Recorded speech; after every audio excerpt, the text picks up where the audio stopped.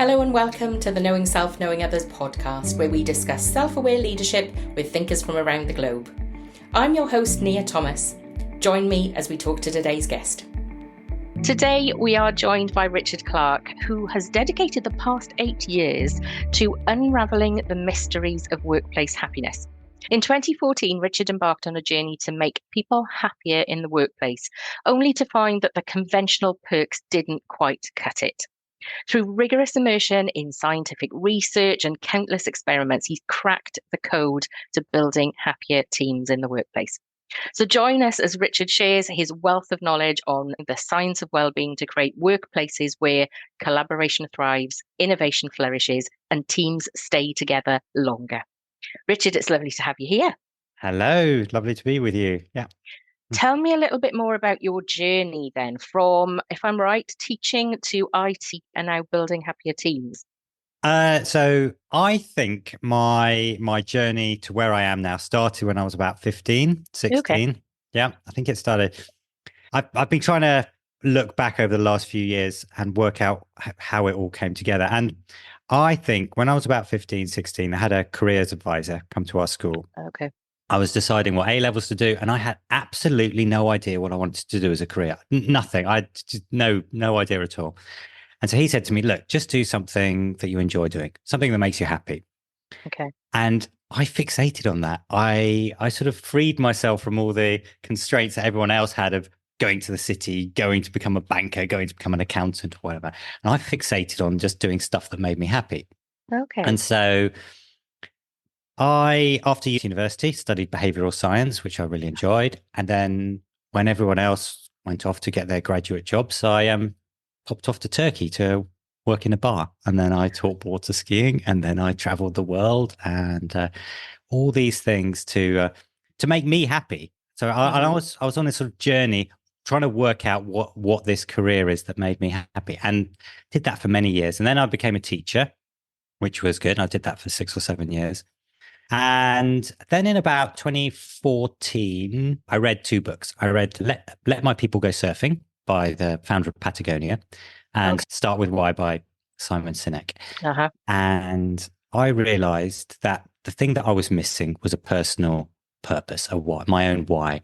Okay. And at that point, I realized, you know what I love doing the most, that gives me the most satisfaction, is making other people happy. So I decided to set up a company in 2014, an IT company. I happened to be in IT at the time.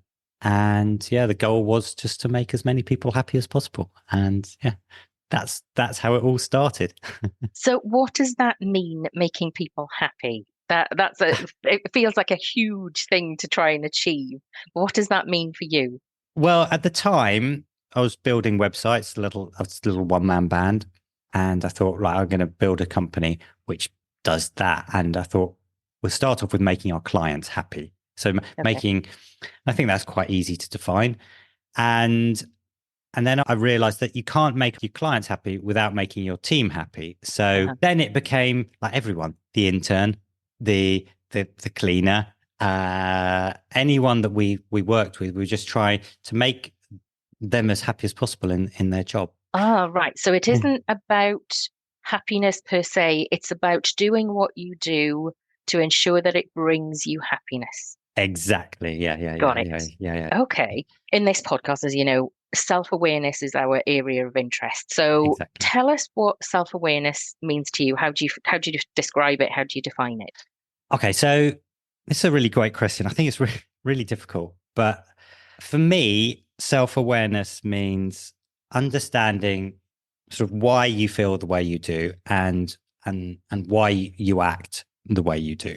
And the example I like is, I wanted to build a company that made people happy, right? As many people as possible. And we got more and more employees. And what I realized was, whenever anybody left, and people do obviously leave companies, it really, really upset me. And it affected me really deeply. Yeah. Much more than anyone else around me, much more than any of the rest of the management team, any of our board members and stuff like that. And I couldn't understand why it affected me so much more. And so I thought about it. And what I realized was that my goal was to make as many people happy as possible. And therefore, success for me was the more people that were happy, the more successful I was. And therefore, if somebody left, to me, that felt like I was not succeeding. I was being unsuccessful. Okay. And sort of that's how I define as being aware, is understanding why you feel the way you feel. Okay, that certainly takes some unpicking, especially Yeah. when other people around you don't feel the same way you do. I think it really puts you in a position where you've really got to get to know yourself. Exactly. Yeah, exactly. And it does take a lot of self-reflection. Well, it has taken me a lot of self-reflection. Yeah. What work are you doing in this happiness space now? How have you taken delivering an IT company that aims to make its customers and its members of staff happy to working to make other people happy? So what I've learned over the last 10 years or so is what you think is going to make you happy and what you think is going to make your employees happy is not necessarily the truth. Okay. So what I'm doing now is I'm speaking to companies or teams within companies and educating them what actually makes people happy. That's the first thing, right? It's not pizzas, it's not perks, it's pay a little bit but not as much as you think it is. These are the areas that actually do make your teams happy. Teach them how to assess what they're already doing well and what needs improvement, and then showing them how they can actually do that. And we're doing that through sort of tiny behavioral nudges, little things, little changes they can make to the workplace that will actually move the needle a little bit. Give us an example of what those little nudges might be. Okay, so the one that people tend to like the most is an example of changing your coffee machine. Okay, Okay. right. So many years ago, when we started our company, we bought a really posh espresso machine for our staff, right? And we bought lots of different flavored capsules. And if they wanted a coffee, go make a coffee very quickly, because you can do that within the espresso machines, and then pop back to the desk and drink it. And then one of our staff said, we want to have fresh coffee. We want to have our own freshly ground coffee. And so we bought them one of those mocha pots. They're the sort of hexagonal big pots that you put on the stove, right? Yep. We bought them a really big one that made 12 cups of coffee. Mm-hmm. It was a 30 euro investment. We're in Spain, so a 30 euro investment. And what we found was, as soon as that person went up and made coffee, he'd put it on the hob, 5 minutes later, be ready. He'd then send a message on our Slack group saying, yeah, coffee's ready. Anybody want a coffee? And what would happen would 10, 12 people would go up to the kitchen, because it was on a different floor, go up to the kitchen, they'd make their coffee, they'd hang around together for 5, 10, 15 minutes, chatting, have their coffees, and then pop back to their desk. And we found that they started forming groups together, and they started spending more time socially together. And interestingly, a month later, the tea drinkers came and said, can we buy them a teapot? So we bought a big teapot for them, and the same thing happened. So tiny little changes like that. So if you're struggling with community or your team getting together, building opportunities where they can just subconsciously spend more time together and build those relationships. Yeah. Just goes to show it's not always about the coffee, is it? No. There appears to be a link between self-awareness and happiness in that case. Yeah. Because I think trying to define happiness is very difficult, because it's subjective. Yeah. And unless you have self-awareness, you don't know what happiness means for you. When you're working with your clients, how do you work on that self-awareness to get to the point where they understand, what does happiness mean for me? It's really difficult. Okay. But you can ask someone, are you happy at work? Right. And Mhm. most people can say, yes, I'm happy, or no, I'm not happy. Right. Or more or less. But then if you ask them why they're not happy, they often find it really difficult to articulate why. Yeah. It might be, Okay. I don't like my boss, or work's boring or something, but they don't really know the real reason why. So by educating people, by showing them what are actually the drivers of happiness in the workplace, whether it's feeling of safety, whether it's a feeling of community, a sense of belonging and stuff like that, giving them the tools, the sort of prompts that they can look at, they can then look at their own work or their workplace, and then they can think, that one applies to me. Okay, so it's me. I'm lacking a sense of purpose. And before I started this company, I had many jobs, right? It was comical the amount of jobs I had. And I never really realized. I knew I wasn't like totally happy. I enjoyed some of the jobs a lot, right? A lot. Like teaching water skiing in Turkey. Yeah. Yeah, what's not to enjoy? Yeah. You think that's perfect, right? But after a year, I just didn't want to do it anymore. And Mhm. and I didn't know why. And then I moved on and did something else. And on reflection, it's because I think I didn't have a sense of purpose. There was no sense of there's no way I could go in that job. I was going to be a water ski instructor for the rest of my life. I couldn't go and whatever, start a water ski school or something like that. But helping people understand what are the drivers of happiness so that they can reflect on themselves. When you are thinking about, you've described it a few times that Yeah. it's trying to find that sense of purpose or whatever it might be. Yeah. And I'm interested that you mentioned your careers advisor. It Yeah. feels like this sense of purpose, it had you known about this a lot sooner, maybe if that careers advisor had said happiness and purpose, Yeah. do you think that would have made a difference way back then so that you didn't maybe have all of these different careers? Or do you think you would have tested them all out? At 15, 16, you think you know everything and True. probably wouldn't have made any difference at all. Maybe if I'd have heard it at 30, but you know what? I think I needed to have lived all these things and experienced and everything. And because for me, it's not just purpose. Purpose is massively important for me, right? And it's not so important for some people, but for me, Hmm. it's really important. Also, community is right key for me as well. I need to feel part of a team. Um, Years ago, when I started remote working, 2012, 2010, before it became a thing. Yeah, I was as miserable as anything. It's horrible. Okay. Yeah, I need a team around me. I need personal connections. I guess that definitely leads to a need for that self-awareness because now you know purpose, now you know community. And I'm sure there are lots of people in the world of work that aren't in that position yet. 100%. Yeah. Really important that you understand what it is you need. And look, I was working in my company for 8 years. 2 years ago, I stepped away. I handed the reins of CEO to someone else, and I started this work I'm doing now. And I've I felt really driven by it. I thought this is my purpose. I actually love it, but there was something missing. And then once I realized, do you know what I'm missing? I'm missing the community. I'm totally missing. Okay. I'm doing it by yourself. It's quite a lonely existence. Now, for some, that's absolutely fine, but for me, yeah, it doesn't. It didn't work. So I went back to my office, and I now go in twice a week and hang out with the guys in the Oh, right. office. Okay. So you've Yeah. almost created a multi-working space Yeah. just because you happen to be in the right place at the right time. Oh, that's an interesting Yeah. idea. Yeah. What roles do you think that leaders have in creating happiness in the workplace?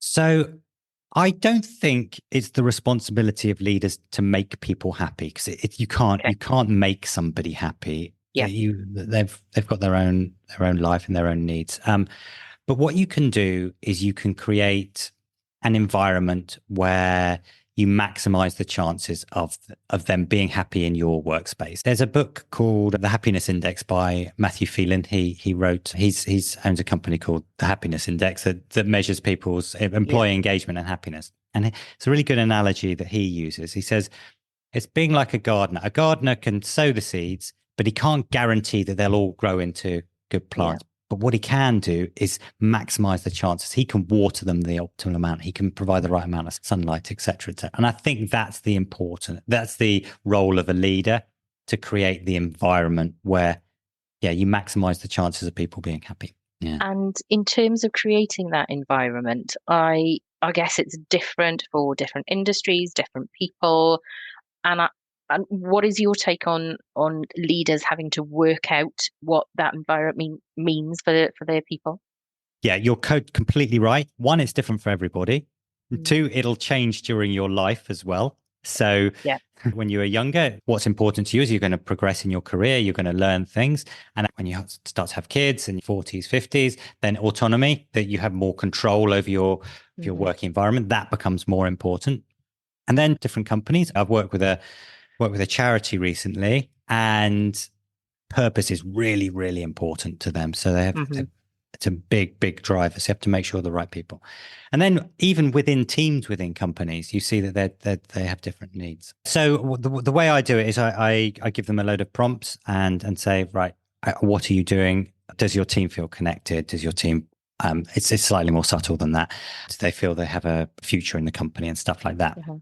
And then you can work out what your team's needs. But honestly, the best way to do it is through one-to-one conversations. And once you've built up a good relationship with your staff, you can work out what their needs are on an individual level and on a team level. You'll tend to find out that in a company or in a team, there'll be broadly similar needs, but each individual will be different. Right. As a leader, adaptability is going to be very important in that, because when somebody does leave and somebody new joins, what they may need, it might be different. So there may be some elements of commonality, but if you're going to make sure that as an individual that they are in the right place to be happy to meet their needs, then you're going to have to get to know that person from the beginning, and you're going to have to start again with somebody new. Exactly. But I think the basic is you create an environment of trust, environment where people feel safe. Right, that's really, really important. Once you get the basics in there, you can then look at the specifics. But when a new person comes into a company, the key thing is that they need to feel safe in there, and that they can speak their mind, and that they can give opinions, and that's the key thing for new people. Are you a chief executive or a senior leader within your organisation? If so, it would be great to have you join me on the podcast to share your journey, experiences and light bulb moments along the way. Drop me an email at info@knowingselfknowingothers.co.uk if you'd be interested in having a conversation. Question that I ask guests quite often on the podcast is this idea about whether people at the most strategic level of organizations have more self-awareness than people at other levels. Is that something that you've observed? Do you agree with that? Would you say that is the case, or is that not the case? Well, okay. So work with lots of different people, and probably they're more aware of how they appear to other people. Definitely. I think the higher up, they know how their actions are interpreted. The sort of more junior people, the sort of new managers, aren't aware of how their actions appear to other people. But as they move up. Okay. So you're drawing a distinction between maybe reputation and self-awareness in that description? I think self-aware, maybe not reputation, of how they appear on the outside. So a junior manager, when they're stern with someone or when they're telling someone off, they don't really know how that affects other people or how people perceive them. Okay, so it's more about impact. It's recognition of impact, which is the second layer of my definition of self-awareness. So mine's 3 layers. So it's reflection of your hard skills and relational skills, recognition of your impact, and then regulation of your behavior. And as you say, it's a journey, and maybe people who are new to the world of work or new to the world of management haven't got to that second layer of recognition of impact yet. Yeah, exactly. And then they wouldn't be regulating their behavior because they don't know, they're not aware of their impact. Yeah, I've definitely seen that among younger managers. Yeah. How does coaching or mentoring support that, especially for new managers? And you'll have seen that in your company and your organization. It's supporting people to, in the same way that you've supported them to understand what happiness is. Yeah. I guess that also means understanding the impact that you have on others. Yeah, it's something we do in our company. Definitely. We realized a while ago that we were promoting people without giving them the training to be managers. Yeah. Okay. So that's something we do intentionally now. We regularly hold workshops, we regularly hold training and one-to-ones. I think the statistic is 82% of managers have had no formal training in management. I think Yes, I think you're right. I've certainly seen something similar to that. Yeah. And there's quite a big problem because they don't enjoy it. They don't know why they're doing it and they don't know how to do it. What I've noticed in the conversation that I'm having with lots of people at the moment is that we're moving into an era where we are having high expectations of technology. So it's sort of an uber technical and technological requirements and needs, Yeah. alongside a real, the only way I can describe it is hyperhumanism. And Yeah. whether it's because we're going towards technology that we're hankering for that humanization element that we bring. What are your thoughts on balancing those two different elements? Yeah, like the world is changing, and in the next couple of years, it's going to change significantly around us. I think we first saw it when everyone went remote. My concern is one of the biggest drivers, I think the biggest driver of happiness in the workplace is a feeling of belonging to a company or belonging to your team, and that sense of connectivity. And so what worries me, what concerns me is that with this increase in AI and lack of human connection, we're going to lose that driver of happiness in the workplace. And so we just have to realize that that's happening and be more intentional about making sure that people are connected at work. Because yeah, if they're not, I've experienced it. I've worked alone for long periods of time, and it's not great for your mental health. So Yeah, I think I would certainly be able to speak to people that I've worked with over the last 3 or 4 years would say the same, that yeah, actually hybrid working is far better to make sure that you do maintain that relational link with people, and it is better for your mental health. yeah, And I know that we hear a lot about companies that are saying you must come back to work. yeah, I'm not sure that's helpful and that's right, because there are lots of people with caring responsibilities for whom that doesn't work, and it means it excludes them from the workplace. But I think going fully remote does worry me, because as we heard from Vivek Murthy in the World Happiness Summit, he yeah, talked a lot about loneliness. So yeah. there is something about hybrid working that balances that. One thing I read the other day was they're talking about when the first one person £1 billion company will arrive. As it, this person is going to use AI to be their financial director, to be their chief marketing officer, or whatever. And I was just thinking how sad that will be. That one person will have been working alone for years. Yeah, we are social beings, Yeah. and I'm not sure that's healthy or helpful. No, not at all. No. I mentioned the World Happiness Summit. Yeah. So, listeners and watchers, Richard and I happened to meet up in the World Happiness Summit, and that was lovely because I'm in the UK and Richard is in Gran Canaria. So, Yeah. had we not had the opportunity to bump into each other in the World Happiness Summit, we may never have done. What are your, I'm going to say, top three takeaways from the World Happiness Summit? Firstly, the coffee we had together was exquisite. Yeah. So, Absolutely. no, firstly, so there were lots of things from the Happiness Summit, but for those that didn't go, the theme this year was purpose, right?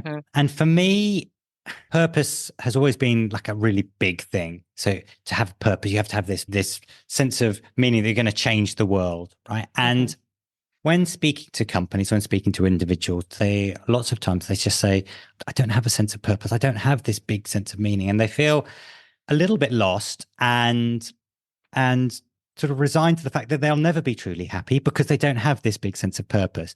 And what I took from the Happiness Summit is you don't have to be changing the world. It can be my sense of purpose is to look after my family, or to care for an elderly relative, or to bring my team together at work to make them work nicer together. And realizing that purpose doesn't have to be this grand gesture. That was really important to me, and something I'm going to take away. Second thing, this is from the World Happiness Report, is that younger people are not as happy today as younger people were 10, 15, 20 years ago. Yeah. And the theory they're hypothesizing this, a lot of it is to do with social media. And I've got two daughters, they're 14 and 16. I'm very aware of the effect of social media on them.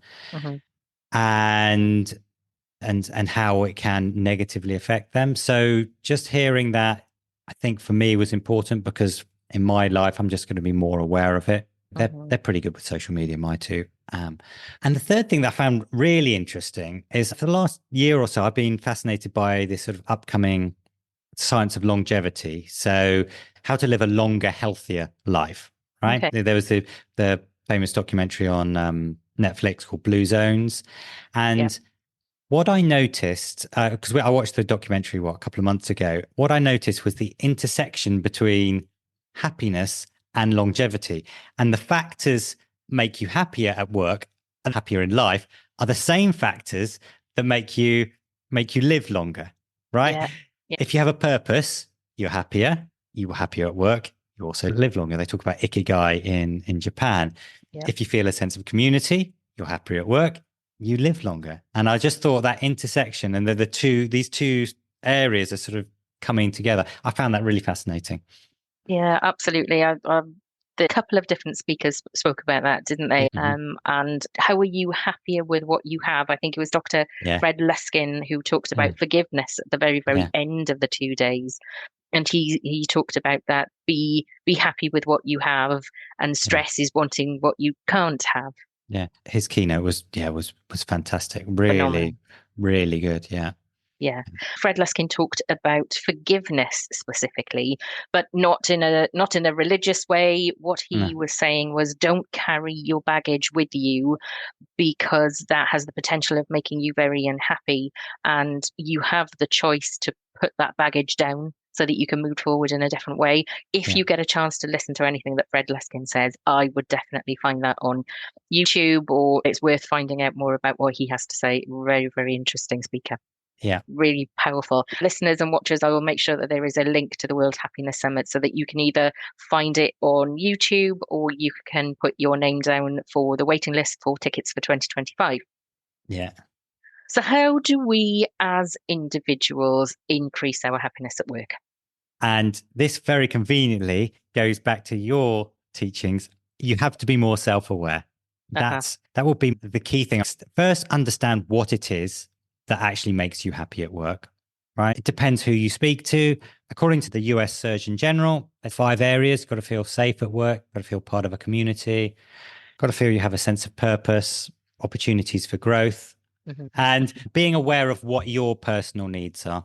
Yeah. So understand what the drivers of happiness are in the workplace, and then understanding what you need so that you can choose the right job that's going to suit you, or craft your current job so that it fulfills your needs.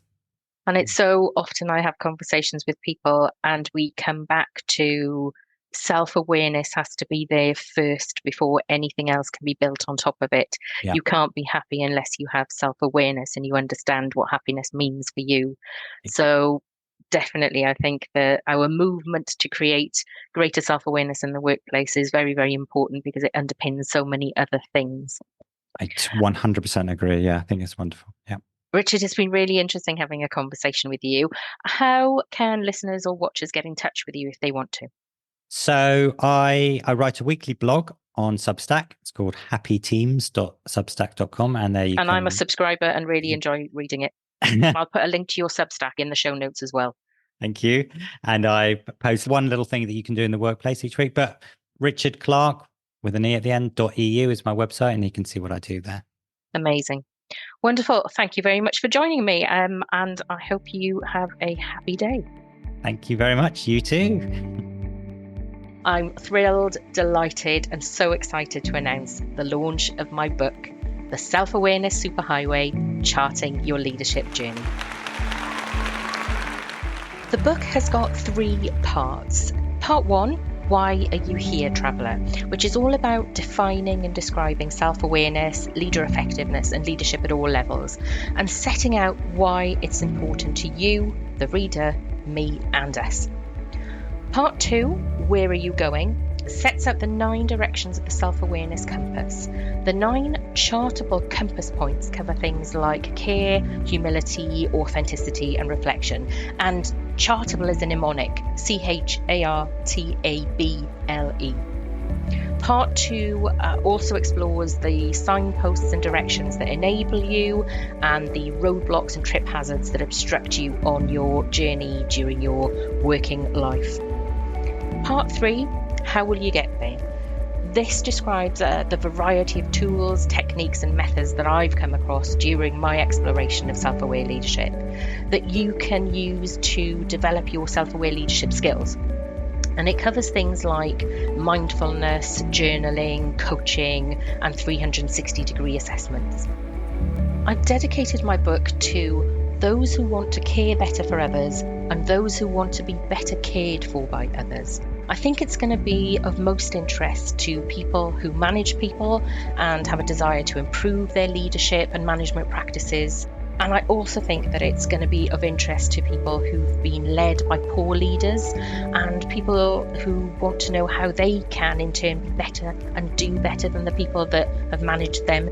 Please remember to leave a rate and review on Amazon, because rates and reviews influence rankings. And the higher my book goes in the rankings, the more chance we have of developing self-aware leaders and self-aware workplaces.